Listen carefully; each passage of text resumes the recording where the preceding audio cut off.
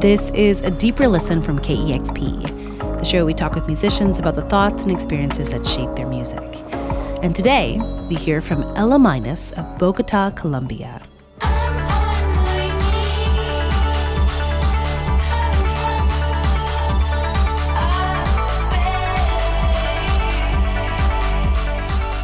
Her new album, Dia, is an invitation to dance with vulnerability and carve your own path. KEXP's Albina Cabrera spoke with Ela Minus about the sonic journey that led her to create this free and luminous record.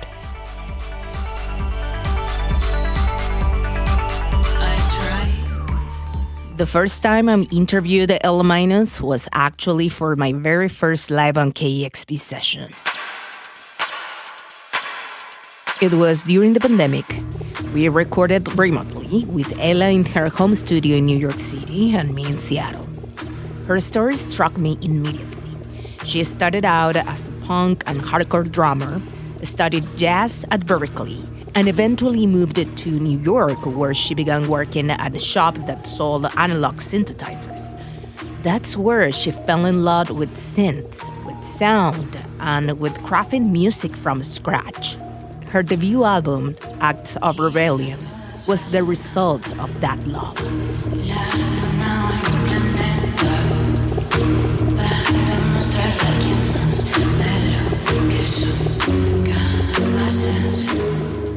Composed in isolation during the pandemic, Acts of Rebellion became a dance floor for many of us navigating that strange, disconnected time. The album was internationally acclaimed and took her around the world, performing without a single laptop on stage and opening for artists like Ariso.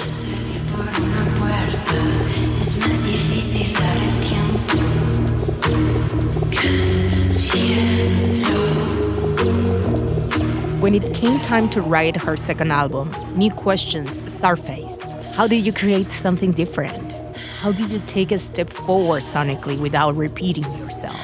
As it turns out, life pushed her into that change. Evicted from her apartment after a rent hike, she spent months drifting between Colombia, Mexico, Seattle, and more, writing and recording on the go, surrounded by nature, people, and her laptop.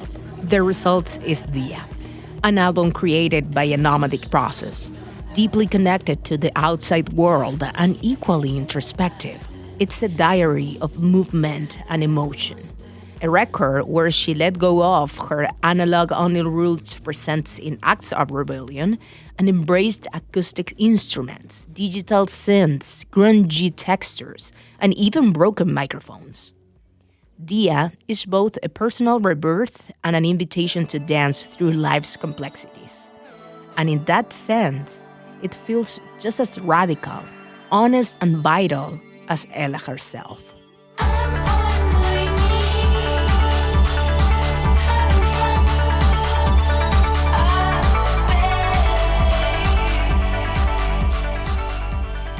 I was actually forced to leave my apartment in New York because they quadrupled my rent. So I had no choice but to move out. It was really hard to make a decision of where to move for some reason in that moment, I guess. And I really didn't know where I wanted to settle, and it felt like it was a weird moment, and it was really hard for me to make music. Ela Minus says it was a stressful time because her home was also her studio to make music in. So her energy had to shift. She had to find new ways to create, to become her own home and a studio. That's when she transformed into a nomadic musician.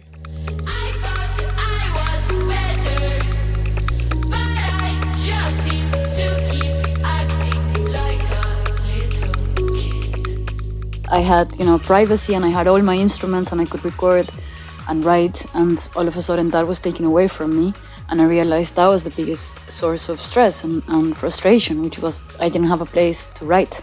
And when that clicked, I was like, I'm just gonna write right now. I'll make that for myself. And so I started making this record really on the go.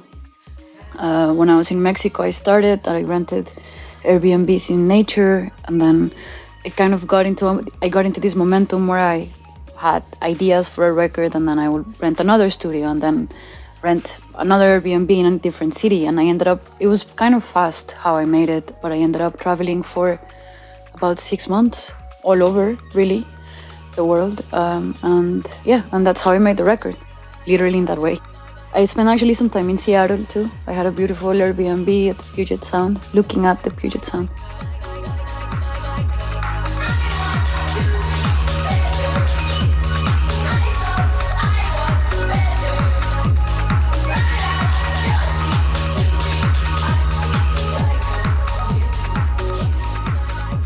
Ela Minus decided to spend time in Seattle after being in LA for a bit. But I was in LA and I was like, oh my God, I'm tired. Like, I need to go somewhere beautiful. That was literally my thought. Like, I need to go somewhere beautiful. And of course, my first thought was Seattle.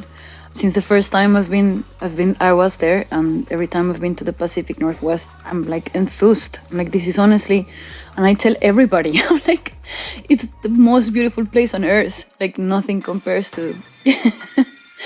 I really like it. When Ela Minus was in Seattle, she recorded vocals with Garrett Reynolds and discovered the new sounds using broken microphones, grungy textures, and the influence of the Pacific Northwest.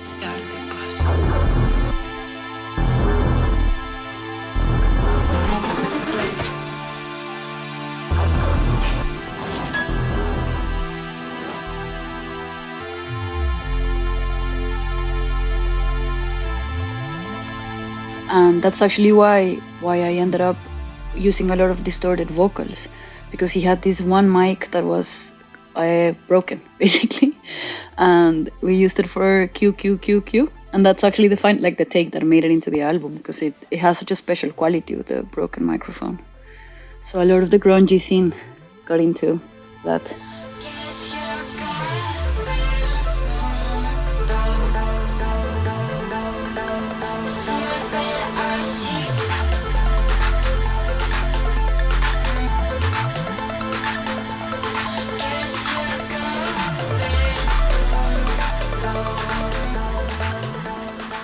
Now I can understand like a little bit better the personality of Dia. If you compare Dia with the Acts of Rebellion, I think that is a little bit more introspective, this album in a way. And you were talking about like building your own home, you know, with you and with the studio. So I don't know what personality do you think that Dia has? Well, I agree with you that it feels way more introspective than Acts of Rebellion, which has been really interesting for me to see, because it is the opposite of, the opposite. Each one is the opposite of each other, but also the way I made them is the opposite. And it's so interesting to me that if you see it in paper, Acts of Rebellion I made alone in my apartment, very, very insular, and that makes more sense.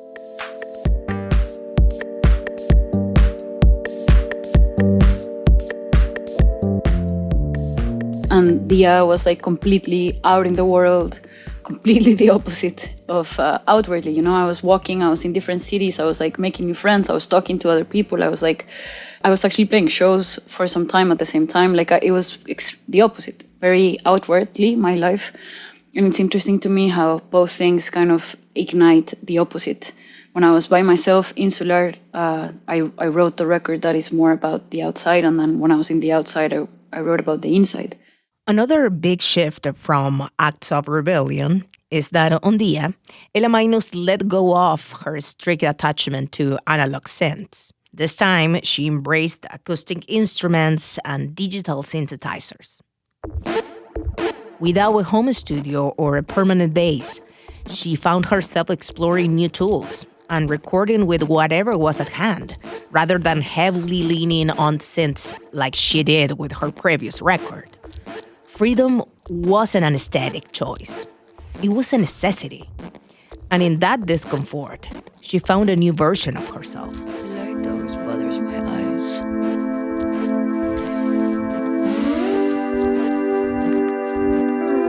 don't know what I'm doing.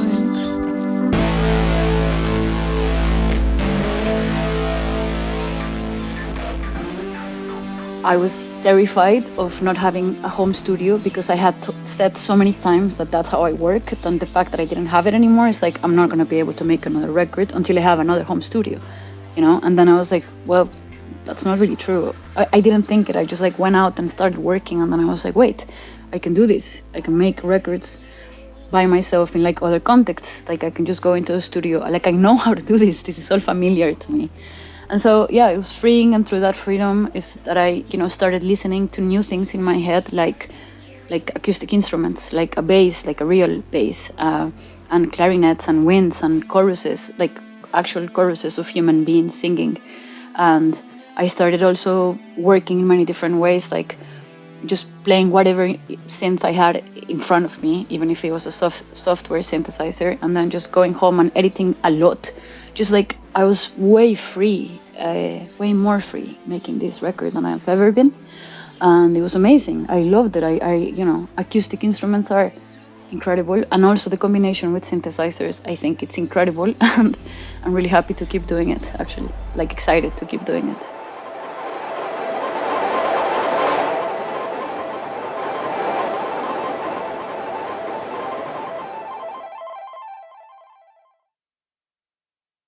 In Dia, Ela Minus plays with words, memories, and sounds that connect her to her childhood in Colombia. Abrir monte, a rural phrase used by farm workers, becomes a metaphor for her process as an artist, opening new paths, clearing the way, moving forward.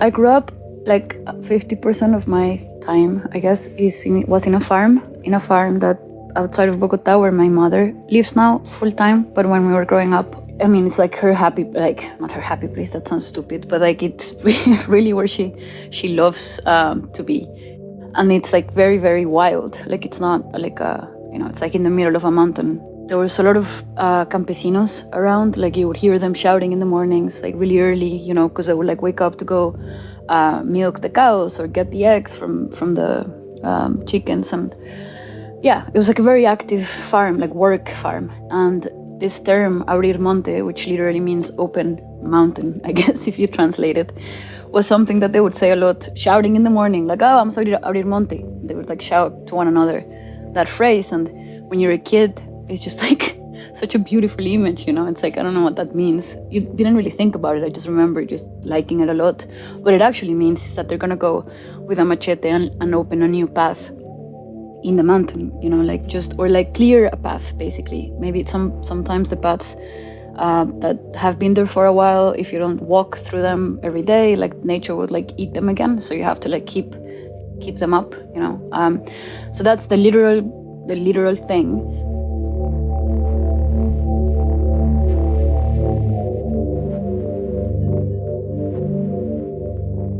And then I made this song, and I didn't have a name for a long time. And then I just, the more I worked on the record and the closer I was to finishing it, the more I was seeing what it was, like what I had made. And it was very evident to me that in many ways, this record was also about opening new paths out, like both inwardly, as I think it's evident on the record, and also not as evident, I think, outwardly. I changed my team. I questioned a lot of the things in the music industry that I wanted to do or not wanted to do. I questioned my place in it. Like a lot of literal path forming things happened during these years. And in many ways, to me, it's also this idea of like, I'm opening my own path. And that goes back to freedom, like you were saying before. So yeah, and it's also I loved that it was like such a special nudge to Latin America and Colombia, because obviously if you translate abrir monte, it like means nothing in English. But for us, it's like we've heard it, we know what it means, it makes sense to us because we've seen our nature,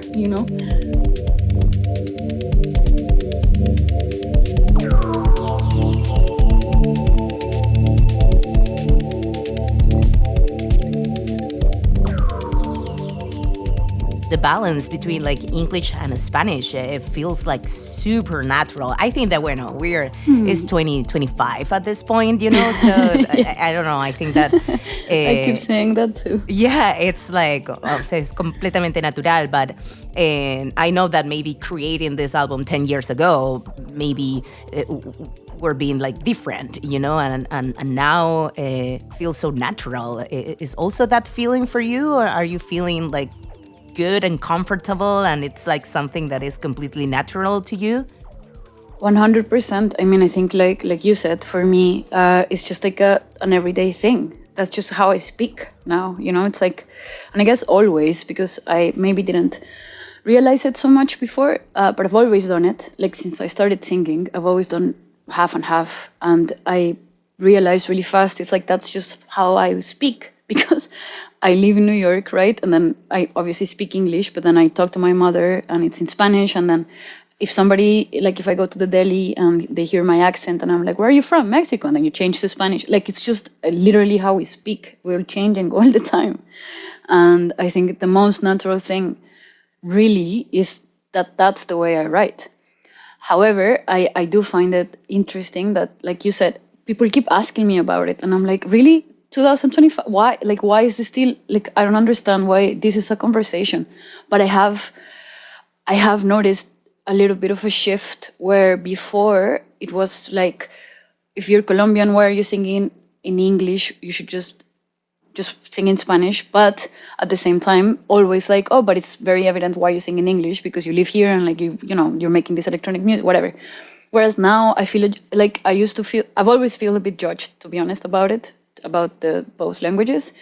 But I think the perspective has changed. While before I was feeling judged because I was singing in English, and now I feel a bit judged because I'm singing in Spanish for some, I don't know, it's like, it's weird. It's a weird thing. I like think it's silly to even speak about it because it's like, it's just extremely natural. And I think if I change it, that's when I'm being dishonest, because I would be putting reason into it, I guess, if I were to be like, I'm going to fall into this and just sing in Spanish or just sing in English, whatever. You keep saying that it will pass, so please just sit back, relax. Y nadie puede hacer nada por nadie, más se hunden ambos al intentar. My mind keeps lying to me. My mind keeps lying to me. My mind keeps lying to me. Keeps lying to me. My mind keeps lying. At a deeper listen, we have a tradition of asking each guest to share a song that holds a special meaning for them, or something that they've been listening to lately. It is a way to connect more personally through music. Now, Ela will share a track that is meaningful to her, bringing us into her musical world. I've been absolutely obsessed with the new Dark Side record, Nothing. Since it came out, it's been like on repeat on my headphones. And if I had to choose one song today, I guess it would be Hell Sweet. Hell Sweet, I think it's part 2, the one I like. Hell Sweet part 2.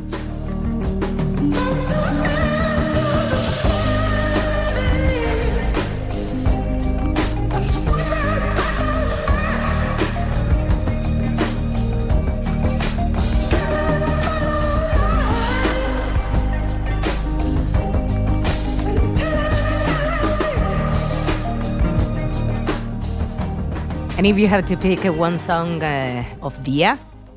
Combat. Yeah, I love that track. It's amazing. Why?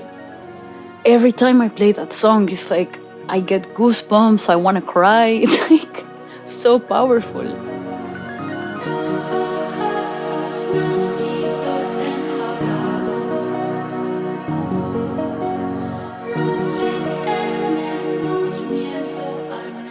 You know, it used to be like that with all Dia songs. Like I couldn't sing Broken without my voice like literally breaking down. But now, you know, after so many shows, I'm like a little bit more of a distance with them. But with Combat, it's like I can't. I like have to take deep breaths and like really focus because it's really hard to play also. But like, I don't know. And I think that speaks a lot about the song. I think it's my favorite thing I've done.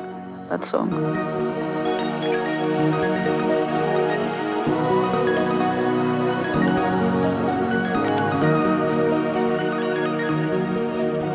Dia is a landscape in motion. Ela Minus' Journal of Freedom. An artist who reminds us that creative processes can also be vital ones, and that sometimes the most radical act is to abrir monte, to carve your own way forward, even if you don't know where you're going.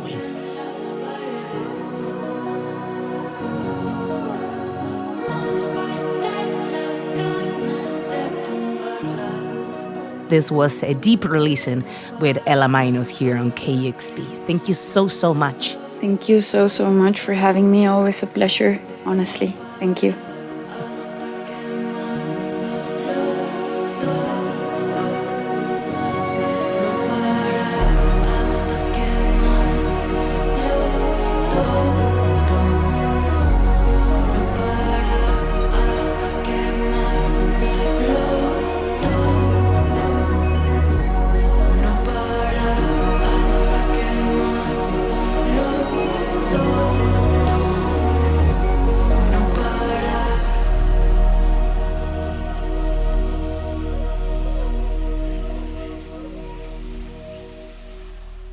Next time on A Deeper Listen, Sasami will talk about her new pop record.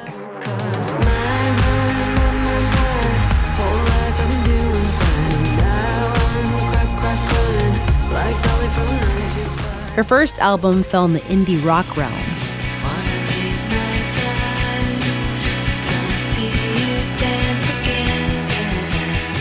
And her second album had a lot of metal influence.